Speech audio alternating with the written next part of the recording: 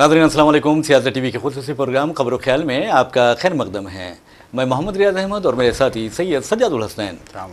नाज़रीन, आप अच्छी तरह जानते हैं कि हम इस प्रोग्राम में जो खबरें आपके सामने पेश करते हैं वो गैर मामूली होती हैं और आपको अंदाज़ा है कि किस तरह की खबरें हम आपके सामने पेश करते हैं। हम फ़िरका परस्तों को आईना दिखाते हैं, साथ ही आपको ये भी बताते हैं कि हिंदुस्तान की तबाही और बर्बादी में फ़िरका परस्त किस तरह अपना किरदार अदा कर रहे हैं, मज़हब के नाम पर लोगों को तकसीम कर रहे हैं, यहाँ तक कि अब ज़बानों के नाम पर भी लोगों को तकसीम करने का सिलसिला जारी है। आप अंदाज़ा कर सकते हैं कि उत्तर प्रदेश हिंदुस्तान की सबसे बड़ी रियासत है, जहाँ पर आप देख सकते हैं कि किस तरह हिंदुस्तान ही नहीं बल्कि दुनिया की बावखार यूनिवर्सिटीज़ में शामिल एक यूनिवर्सिटी है अलीगढ़ मुस्लिम यूनिवर्सिटी, उसी उत्तर प्रदेश में है। अगर आप ताजमहल की बात करते हैं तो ताजमहल आगरा उसी उत्तर प्रदेश में है, लेकिन उत्तर प्रदेश के चीफ मिनिस्टर योगी आदित्यनाथ हैं। योगी आदित्यनाथ जब बात करते हैं तो ऐसा लगता है कि जहर उनके मुंह से निकलता है, फिरका परस्ती की बातें करते हैं, बकवास करते हैं। और आपने देखा कि किस तरह उनके बारे में कहा जाता है कि उन्होंने मुसलमानों को तंग किया है, मुसलमानों को निशाना बनाया है,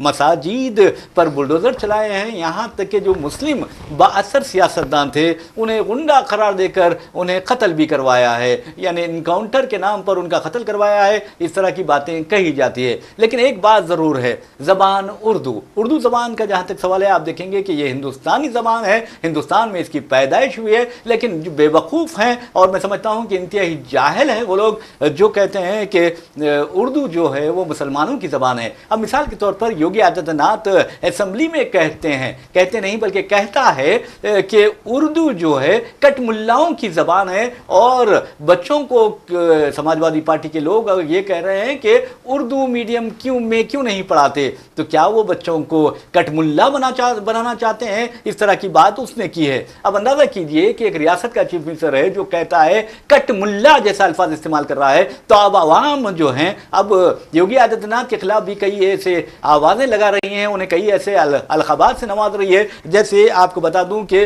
साधुओं का चटवा। अब अंदाज़ा लगाइए, हम इससे इत्तेफाक नहीं करते, लेकिन योगी आदित्यनाथ को कहा जा रहा है कि वो साधुओं का चटवा है, गंदगी का बटवा है, यानी फिरका परस्ती गंदगी का बटवा है। लेकिन हमें इस तरह से जो भी हमें कुछ लेना देना नहीं है। लेकिन जब ज़बान की बात आती है तो हम उन्हें कह सकते हैं कि अपनी ज़बान पर काबू रखो, क्योंकि उर्दू किसी एक मजहब के मानने वालों की ज़बान नहीं है, बल्कि ये उर्दू हिंदुस्तान की ज़बान है, हिंदुस्तान के गोद में पैदा हुई ज़बान है। और आपको बता दूं कि तहरीक आज़ादी में उर्दू ने जो किरदार अदा किया है, योगी आदित्यनाथ तो दूर की बात है, उनके जो आगा है उनको भी मैं समझता हूं कि पता नहीं कि उर्दू ने क्या क्या किया है। इनकलाब जिंदाबाद का नाम आते ही आप देखेंगे ये जो नारा है इनकलाब जिंदाबाद, ये नारे का जैसा कोई बुलंद करता है तो भगत सिंह हमारे जहनों में आ जाते हैं। और भगत सिंह कौन है? भगत सिंह जिन्होंने मुल्क के लिए फांसी के फंदे पर उन्हें पहुंचाया गया, उन्हें फांसी दी गई, उनकी सजाए मौत दी गई और उन्हें शहीद आजम कहा जाता है हिंदुस्तान की तहरीक आज़ादी का।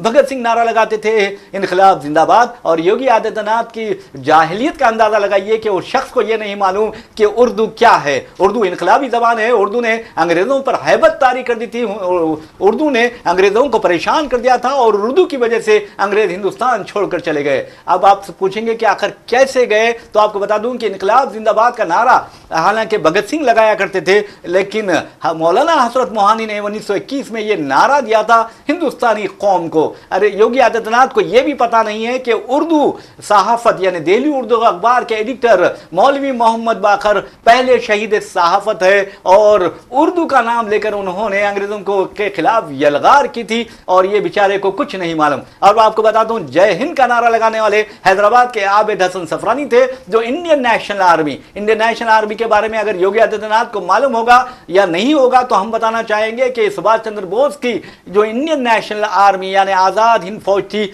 उसमें एक नारा लगाया गया था जय हिंद का नारा, वह हैदराबाद के आबिद हसन सफरानी ने दिया था। इसके बाद आपको बता दूं कि खुद नेताजी सुभाष चंद्र बोस ने अपना जो फौज का इंडियन नेशनल आर्मी का जो मोटो रखा था, वो 3 उर्दू अल्फाज इस्तेमाल उन्होंने किए थे। एक अल्फाज था इत्तेहाद, दूसरा एतमाद और तीसरा आपको बता दूं कि कुर्बानी। तो ये योगी आदित्यनाथ को ना उर्दू के बारे में मालूम, ना हिंदी के बारे में मालूम, सिर्फ उसे बेचारे को मालूम है फिरका परस्ती के बारे में मालूम है, मुसलमानों के मकानात पर बुलडोजर किस तरह चलाया जाता है वो मालूम है, मसाजिद को किस तरह शहीद किया जाता है वो मालूम है, लोगों के जहनों में जहर किस तरह घोला जाता है वो मालूम है। तो कहने का मतलब है कि योगी आदित्यनाथ जाहिलियत की हद कर रहे हैं। उन्हें यह मालूम होना चाहिए कि उर्दू जो है वो हिंदुस्तान में पैदा हुई, हिंदुस्तान के गोद में पली बड़ी, और ये किसी एक मजहब से ताल्लुक नहीं रखती, बल्कि ये जो है आप देखेंगे कि सारे हिंदुस्तान की ज़बान है और बैरून मुमालिक में इसे हिंदुस्तानी कहा जाता है। तो बहरहाल हिंदुस्तान छोड़ दो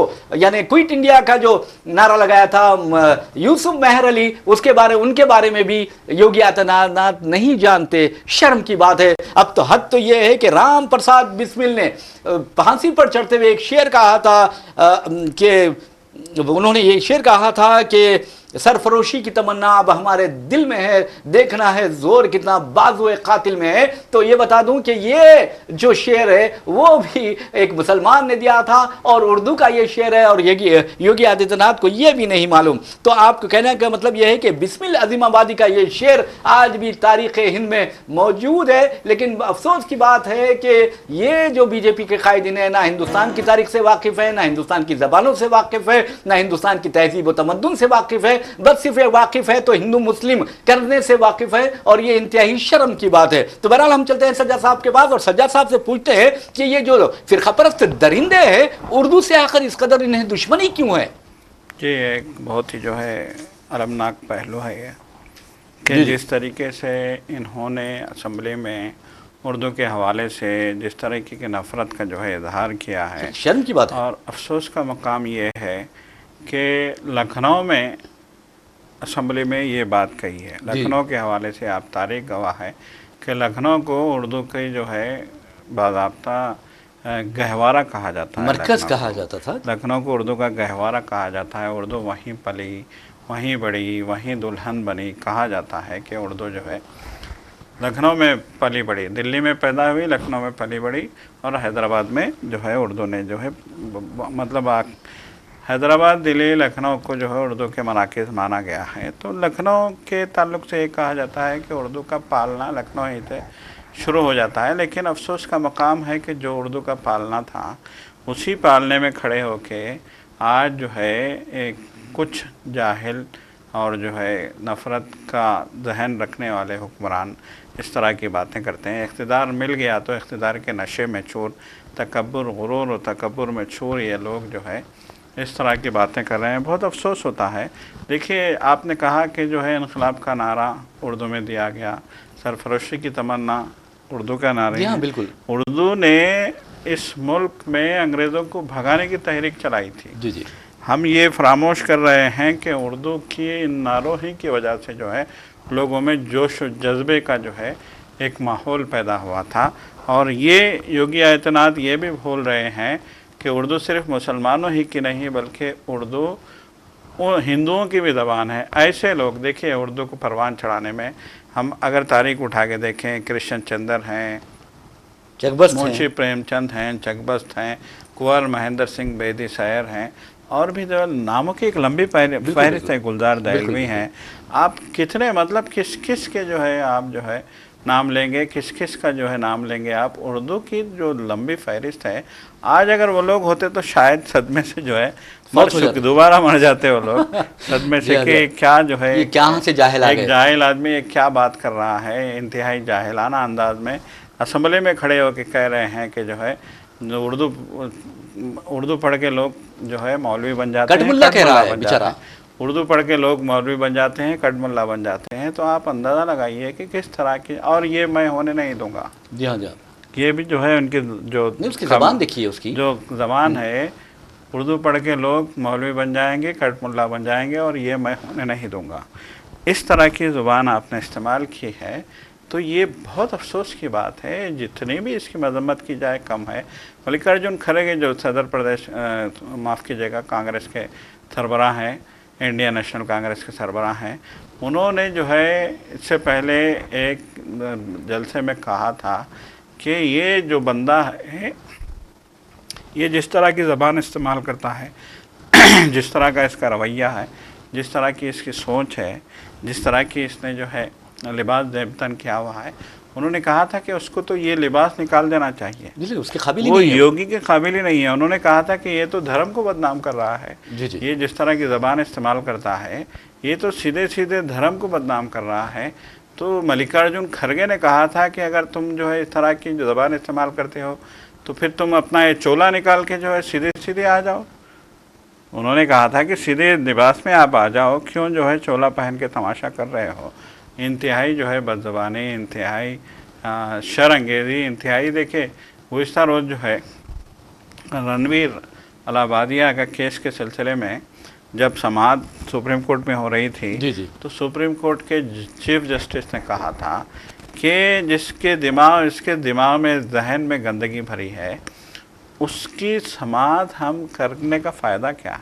सही है। उसको सुना कैसे जाएगा? जिसके दिमाग में ये गंदगी भरी है उसको सुना कैसे जाएगा? उसको सुन कैसे पाएंगे?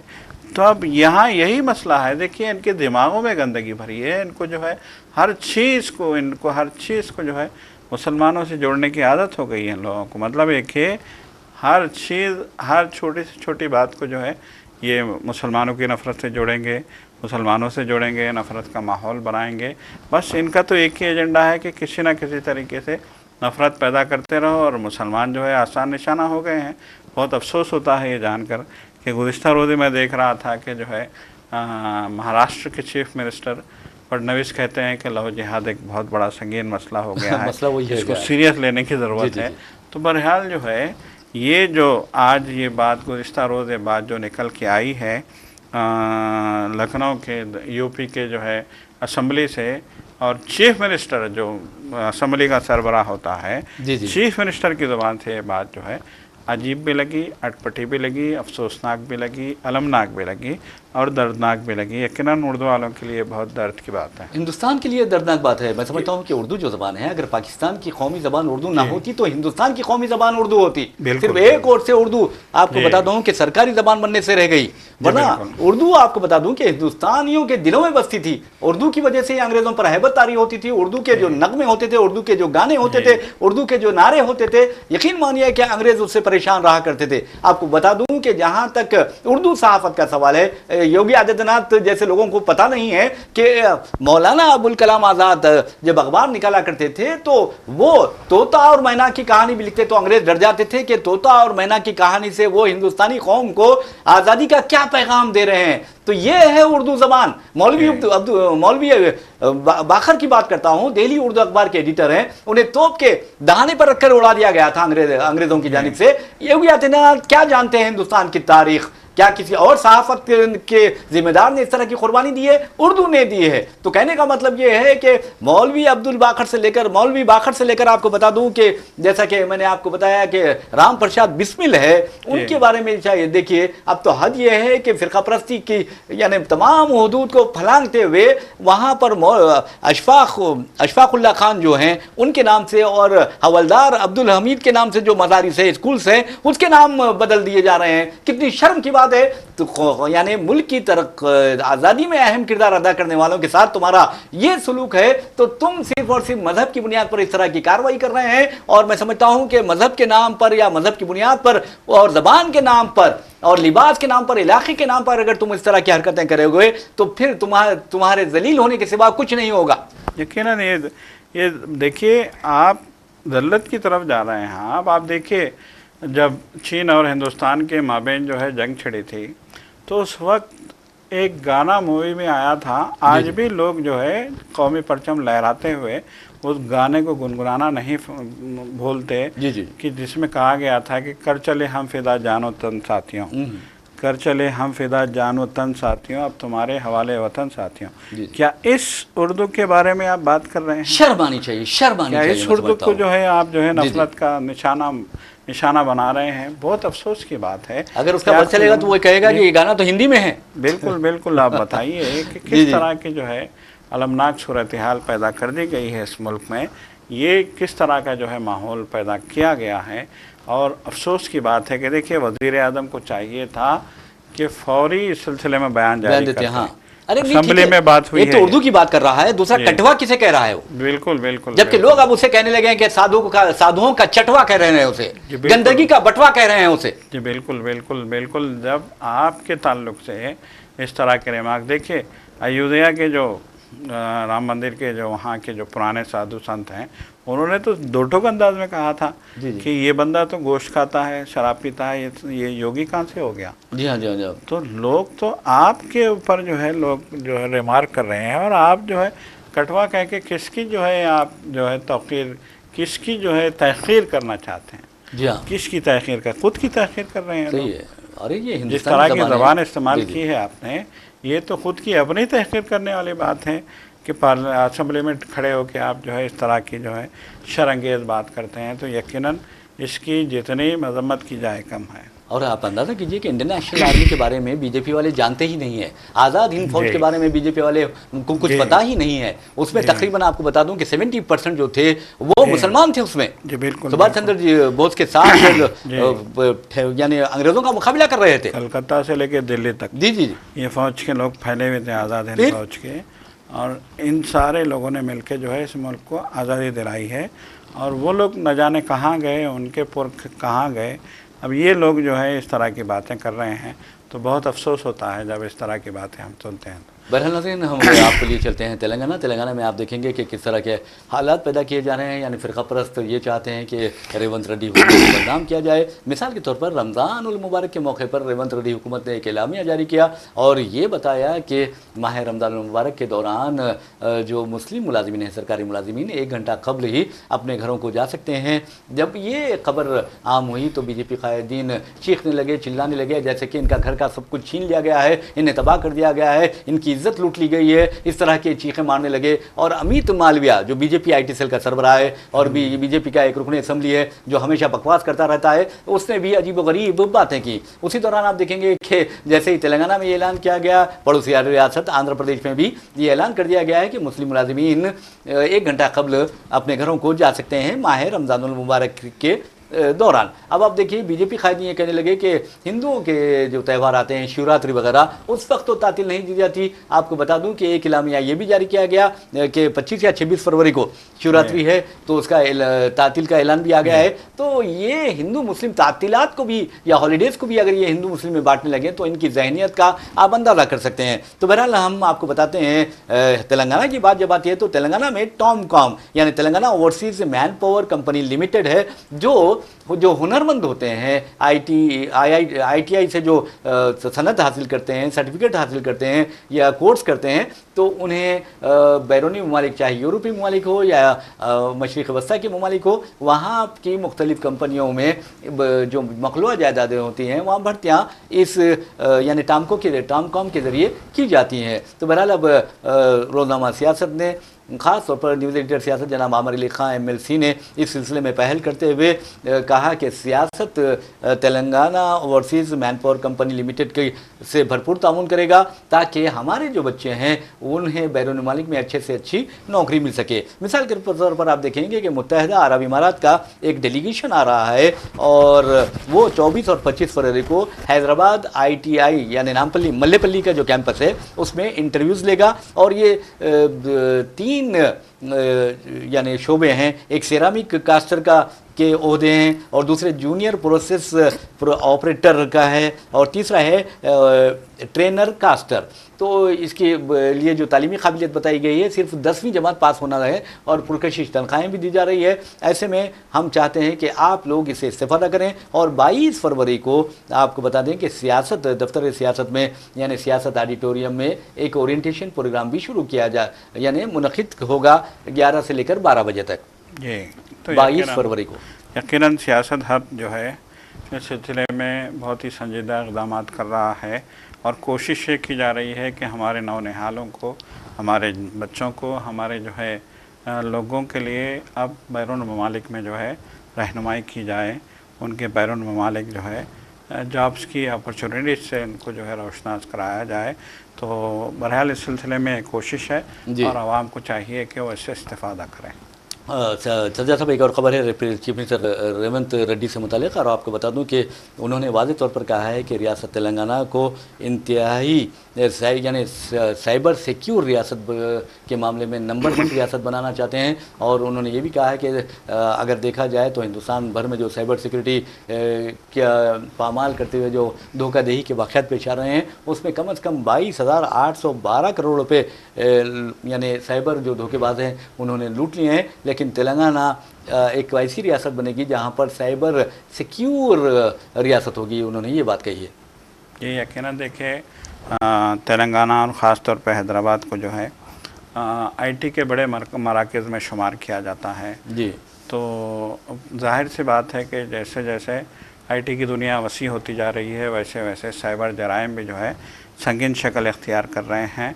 तो जब हम आईटी का हब हैं, जब हम जो है इंफॉर्मेशन टेक्नोलॉजी का एक बड़ा मरकज़ हैं, जब हैदराबाद जो है इंफॉर्मेशन टेक्नोलॉजी में बेंगलोर जैसे शहरों को टक्कर देने लगा है, तो फिर इस टेक्नोलॉजी में यकीनन जिस तरह की जो है धांधलियाँ हो रही हैं या जिस तरह के जो है क्राइम्स हो रहे हैं, साइबर क्राइम्स के जिस तरह की सिचुएशन हो रही है, उससे भी निपटने के लिए यहाँ पे बहुत मतलब एक बहुत वसी पैमाने पे इक़दाम किए जा रहे हैं।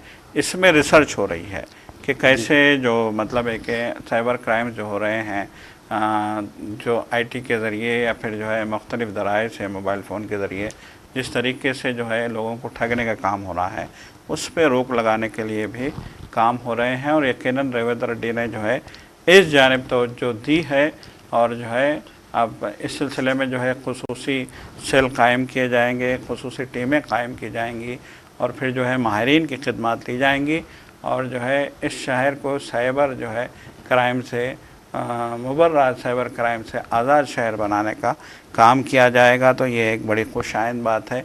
उम्मीद है कि जो है हैदराबाद शहर इस सिलसिले में एक बेहतरीन मुकाम मिसाल बनकर उभरेगा, मिसाल बनेगा। बिल्कुल। बरहान, आपको बता दूं कि इस सिलसिले में शील्ड नामी एक कॉन्फ्रेंस का एहतमाम किया था जो, और इसका एहतमाम करने वाले तेलंगाना साइबर सिक्योरिटी ब्यूरो है, साइबर पुलिस और society for Cyberabad security council है। तो बहरहाल इन तीनों ने इस प्रोग्राम का एहतमाम किया था और उम्मीद है कि रियासत तेलंगाना में जो साइबर सिक्योरिटी का शोबा है वो ज़्यादा तरक्की पाएगा। लेकिन एक अहम बात और बहुत अच्छी बात ये रही कि रमज़ान मुबारक के मौके पर चीफ मिनिस्टर रेवंत रेड्डी ने जहाँ पर सरकारी मुलाजिमीन को 1 घंटा कबल ही यानी अपने औकात कार से 1 घंटा कबल ही घर जाने की घरों को जाने की इजाज़त दी है, तो दूसरी तरफ आपको बता दूँ कि जो बड़ी मसाजिद है, जो अहम मसाजिद है, वहाँ पर रोज़ेदारों को इफ्तार के लिए 2250 किलो खजूर भी दिए यानी फ़राहम की जा रही है। इसके अलावा आपको बता दूं कि 10,700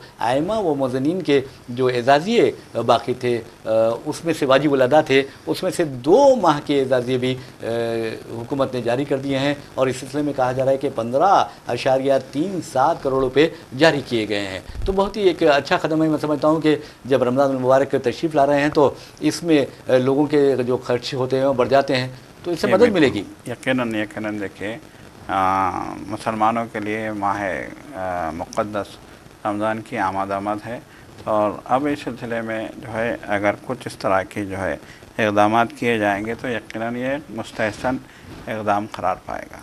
बहरहाल नाज़रीन, एक और ख़बर की जानिब हम आपको लिए चलते हैं। उस खबर का ताल्लुक़ हिंदुस्तान और अमेरिका के ताल्लुक़ात से है, ट्रंप से है और आप अंदाज़ा कर सकते हैं एलोन मस्क से है। एलोन मस्क और ट्रंप ने फॉक्स न्यूज़ जो है उसको एक मुश्तरका इंटरव्यू दिया और इंटरव्यू लेने वाले हैं सीन हैनिटी। तो उनके एक सवाल के जवाब में ट्रंप ने कहा कि कोई मुझसे जवाबी महासिल पर बात नहीं कर सकता। उनका इशारा वज़ीर-ए-आज़म नरेंद्र मोदी की तरफ था और ट्रंप ने मोदी के साथ इस मसले पर हुई बातचीत को भी वाज़े किया कि क्या बातचीत हुई। आपको ये भी बता दें कि USAID फंड जारी करता है दुनिया के गरीब ममालिक को या तीसरी दुनिया के ममालिक को तकरीबन $273 मिलियन, लेकिन अब अमेरिका ने इस इमदाद को रोक दिया है और ख़ास तौर पर आपको बता दूं कि हिंदुस्तान को $21 मिलियन इमदाद दी जाती थी ताकि जो रायदही का औसत है उसे बढ़ाया जा सके। इसके अलावा बांग्लादेश को $29 मिलियन दिए जाते थे। अब ये कहा जा रहा है कि ट्रंप के जो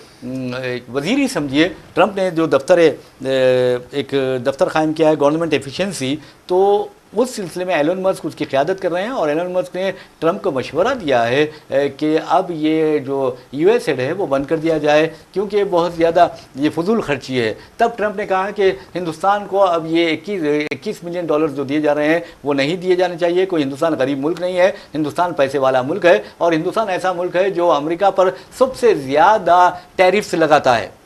जी बिल्कुल, देखिए बहुत ही सख्त बयान है।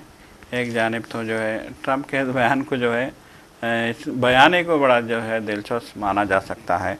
एक जानिब वो कहते हैं कि हिंदुस्तान की जो है हम कदर करते हैं, दूसरी जानिब वो कहते हैं कि हमने जो तुम पे टैरिफ लगाए हैं उसमें बदलाव का सवाल ही नहीं पैदा होता। फिर ये कहते हैं कि हिंदुस्तान गरीब मुल्क नहीं है, हम उनको जो है जो इमदादी रकम है वो फराहम नहीं कर सकते। बहरहाल आज की ट्रंप की जो इंटरव्यू है ये एक तरीके से खुली किताब है। अब हिंदुस्तान को भी जो है ज़्यादा वालेहाना जो है रुख इख्तियार करने के बजाय मोहतात और संजीदगी के साथ अपनी ख़ारिजा पॉलिसी पर तवज्जो देनी होगी। और मोदी जी को ये जान लेना चाहिए कि दोस्त नहीं होता हर हाथ मिलाने वाला। जी बिल्कुल। तो बहरहाल नाज़रीन, इसी के साथ हम अपना प्रोग्राम खबर ख्याल अख्ताम को पहुँचाते हैं। अपने मेज़बान मोहम्मद रियाज अहमद और मेरे साथी सैयद सज्जादुल हसनैन को इजाज़त दीजिए। इंशाअल्लाह फिर मुलाकात होगी, फिर बात होगी। तब तक के लिए अल्लाह हाफ़िज़। अल्लाह हाफ़िज़।